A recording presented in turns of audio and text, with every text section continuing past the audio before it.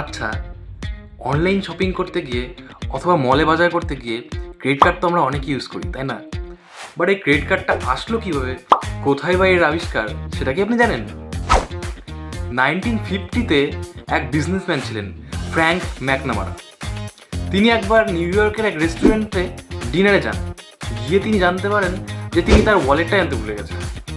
তিনি সেখানে তার ডিনার তো কমপ্লিট করেন, কিন্তু সেই টাকাটি তিনি পরে এসে শোধ করেন। তখনই তার মাথায় এইরকম ক্রেডিট কার্ডের একটি ধারণা আসে।